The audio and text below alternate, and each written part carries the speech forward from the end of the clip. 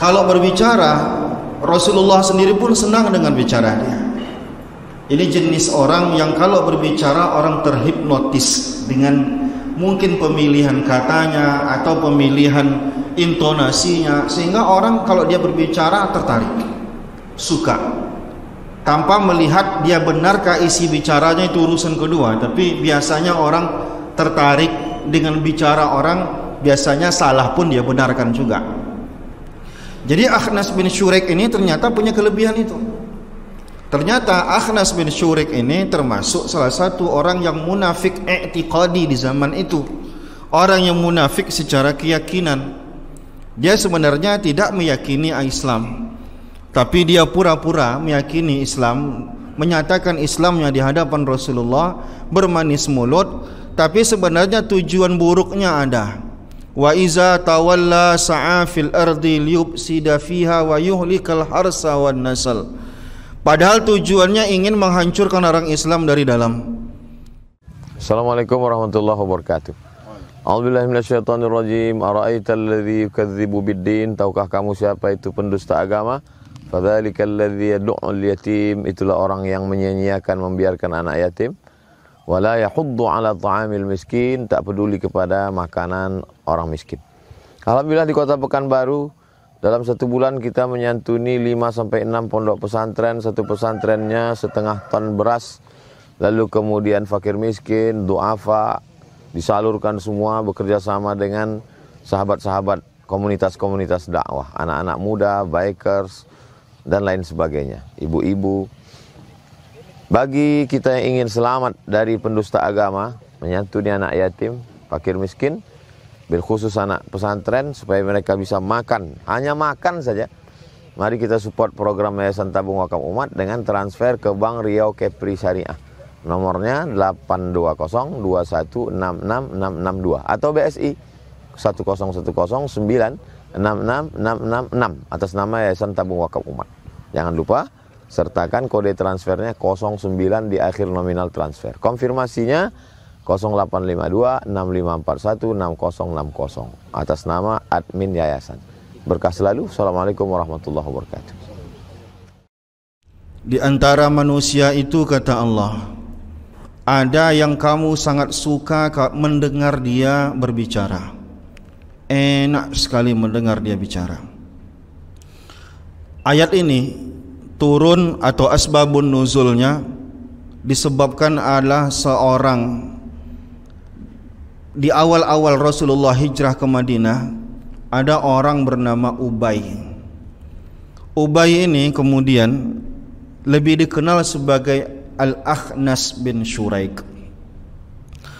Al-Akhnas bin Syuraik ini kenapa dia mendapat nama Al-Akhnas?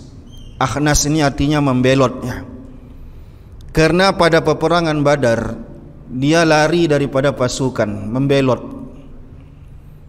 Padahal pada saat itu jumlah umat Islam sangat sedikit dibandingkan musuh orang kafir yang datang dari Mekah.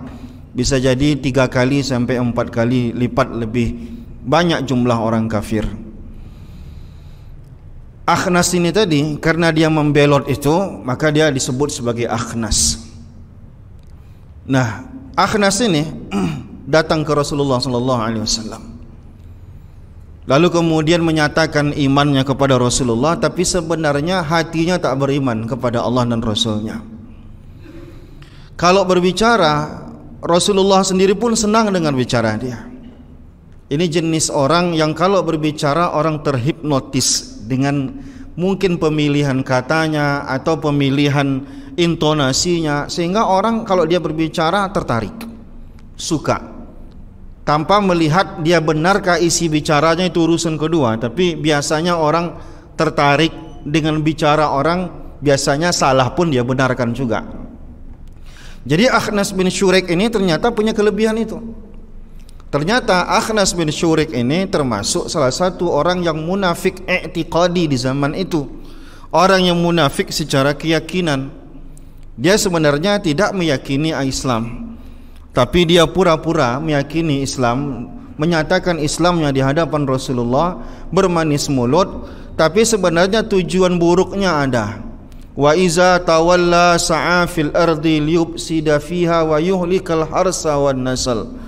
Padahal tujuannya ingin menghancurkan orang Islam dari dalam. Nanti kata Allah berpesan kepada Rasulullah, nanti kalau dia ini sudah pergi dari hadapan kalian, maka dia berusaha untuk menghancurkan kalian, membakar ternak, membakar sawah dan segala macam untuk menghancurkan orang Islam ini dari dalam. Sebenarnya di zaman Rasulullah hijrah ke Madinah, jenis orang seperti ini banyak dijumpai oleh Rasulullah. Ketika Rasulullah berdakwah di Mekah, jelas orang hitam atau putih, kafir atau muslim, maka bagi Rasulullah mudah. Tetapi ketika Rasulullah di Madinah, walaupun orang Islam sudah banyak, tapi musuh beratnya adalah orang munafik. Bukan orang kafir, tapi justru musuh beratnya adalah munafik. Kenapa? Karena orang munafik ini dia mengakunya Islam, sehingga hukum-hukum Islam melekat pada diri dia, dan orang tahunya dia Islam. Ketika Umar bin Khattab meminta izin kepada Rasulullah untuk memenggal kepala orang munafik, kata Rasulullah, enggak usah, jangan. Kenapa kata Rasulullah? Kalau kau penggal nanti kepalanya, orang-orang akan mengira bahwa orang Islam ini mudah sekali membunuh saudaranya sendiri. Padahal udah Islam pun dibunuh juga. Jadi sehingga bukan Rasulullah tidak tahu kemunafikan di hati orang ini, tetapi Rasulullah menjaga ada dampak buruk yang lebih besar. Apa dampak buruk yang lebih besar? Orang justru mandang Islam ini lebih rendah lagi. Orang lebih malas masuk Islam. Ketika itu Rasulullah butuh orang simpati terhadap Islam. Rasulullah butuh orang empati terhadap Islam. Nah, kalau Rasulullah bantai orang-orang munafik yang mengaku Islam ini bahaya. Tapi di sisi lain apa? Kesulitan-kesulitan yang dihadapi Rasulullah itu sebagian besar lahir daripada orang-orang munafik ini. Bagaimana kisah hadis ifki ketika Ibunda Aisyah radhiyallahu taala anha dituduh berselingkuh dengan salah satu prajurit. Maka masalah ini berat bagi Rasulullah. Rasulullah harus menunggu wahyu dari Allah Subhanahu wa taala untuk mengklirkan nama Ibunda Aisyah radhiyallahu taala anha. Siapa sebenarnya mengkibus? Enggak ada Ibunda Aisyah itu berselingkuh. Mana mungkin berani Ibunda Aisyah berselingkuh? Abu Bakar marah sampai mau dia penggal kepala anaknya ini. Kalau betul-betul lah selingkuh ketika itu. Lama Rasulullah menahan perasaan hati ketika itu. Bukan Rasulullah menuduh Ibunda Aisyah berselingkuh, tidak, tapi Rasulullah butuh wahyu dari Allah Subhanahu wa taala. Ternyata yang membuat isu-isu miring ini adalah orang-orang munafik. Kita kenal Abdullah bin Ubay bin Salul, bapaknya orang munafik. Nah, di antara orang munafik itu, mereka pura-pura Islam itu banyak alasannya. Di antara alasannya ada mereka dulu adalah orang terhormat sebelum Rasulullah datang ke Madinah. Misalkan kepala suku, maka kepala suku mereka kafir dan kepala suku. Orang-orang yang ada di suku mereka masuk Islam. Jadi mereka saking takutnya kehilangan kehormatan, maka dia terpaksa pura-pura Islam. Kalau dia tidak Islam, nanti orang-orang Islam di suku dia tak menghormati dia. Ada juga orang-orang pura-pura Islam biar mendapatkan posisi di tengah masyarakat, tidak terkucilkan rasa takut. Jadi tak semuanya betul-betul murni. Maka ada juga yang lebih parah. Yang lebih parah adalah contohnya Akhnas bin Syurik. Akhnas bin Syurik bukan sekedar menyelamatkan diri, tapi punya niat buruk. Ingin menghancurkan Islam dari dalam, menampakkan wajah Islam, tapi hati tidak Islam. Maka jenis seperti ini akan lebih merumitkan orang Islam dibandingkan kalau seandainya dia jelas kekafirannya face to face dengan orang Islam. Maka Allah Subhanahu wa taala membenci orang munafik lebih benci daripada orang kafir.